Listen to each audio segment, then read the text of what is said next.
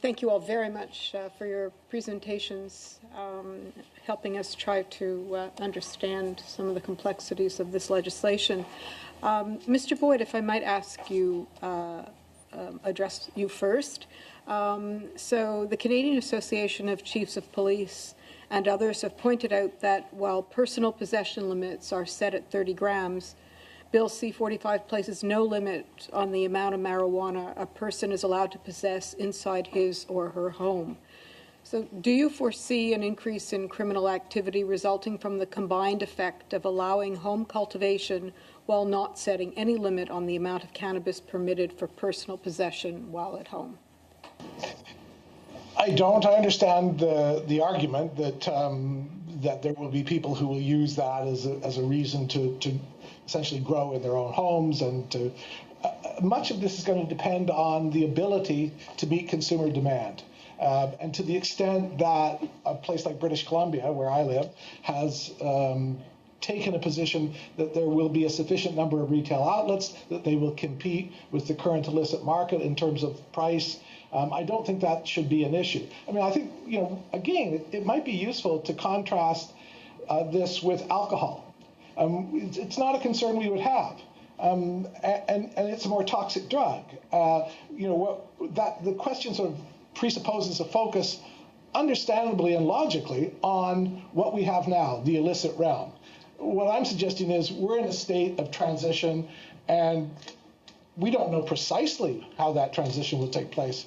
But there's no reason to presume that this is going to be the kind of major issue that some have suggested. Perhaps I might see if Mr. Friedman or Robichaud have a comment on that. My only comment on that is that the illicit market is driven by demand and profitability, and I see that on the criminal defense side. So the idea here is that as the demand is met in the legal market, then the profitability decreases. At that point, it becomes completely irrelevant whether somebody has 30 grams, 100 grams, or a kilogram in their home. They're not a target for criminal activity because cannabis is similarly available at a legal retail outlet. That requires, obviously, cooperation on the part of the provinces. It's troubling to me that there seems to be uneven availability on the provincial level, but provided that there is a consistent level of supply on the legal market, it really makes very little difference as to how much cannabis somebody possesses inside their own home. If I could build upon that, Senator Seidman, thank you for the question. What I would say is your question related to whether or not there'll be an increase in crime, and I see there's actually three parts to that question in a sense, because the factual occurrence of crime is different from the enforcement of crime, and then the subset of that is what crime was it and what was the intentionality of the person. So the first question would be, how will the police know about this additional amount of marijuana? The second question is it a crime? Because if that person, of course, possessed, let's say, 300 pounds of marijuana, and they could make an assertion, I won't say an argument, an assertion that it was for personal use, then we get into the third component, which is how do we go about proving that? So I don't see it statistically, if we could look at it in a vacuum, I don't see it increasing crime, but I do see, and this is part of the strain I anticipate on the criminal justice system, that if and when enforcement measures are taken and search warrants are executed, I suspect police will act and charge under the possession for the purpose sections based upon the circumstantial evidence that there was over a certain amount. Now, on the flip side, as a defense lawyer's point of view, I have a strong argument to make that, well, there's no limit, so you can't make that reasonable inference. And of course, I think what you're alluding to is, does that create better conditions for organized crime to act? And I would have to concede that it does. Thank you. Do I have some time Yep. still? Well, you've got about half a minute. So. Okay, well, I'm going to try. Mr. Robichaud, you said in your presentation, you talked about the cost to the judicial system. Yes. And you said lengthier trials, fewer resolutions by way of guilty pleas. Could you explain that, please?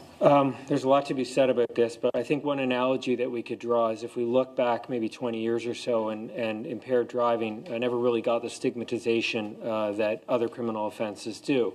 And so people don't see themselves as a criminal when they have 2 or 3 more drinks than they should. And I see this even on a day-to-day. It's hard for people to conceptualize that and equate themselves with a serious sex offender. And that's often the thing. I didn't kill anybody, so what's the problem? And I think what you're going to find is as people are charged with these offenses, they're going to quickly conflate that to say, well, I only passed a joint to a 17-year-old.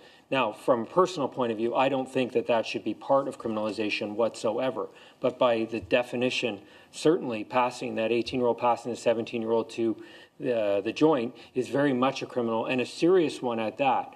And so when you combine that with other crimes, serious criminality, in my view, there's no question that people will say, out of principle, out of sentence, out of all sorts of reasons, I am fighting this tooth and nail. And I think one of the other problems you're going to find is stresses upon the judicial system, because I suspect juries will be far more inclined to acquit people on nullification basis, to say, I don't agree with any of this legislation. I don't care whether he passed a joint to a 17-year-old or not. I'm acquitting. And so because of that and many other reasons, you're going to find a lot more strain. Okay, Senatrice Petitclerc. Merci, Monsieur le Président. Thank you, Mr. Chairman.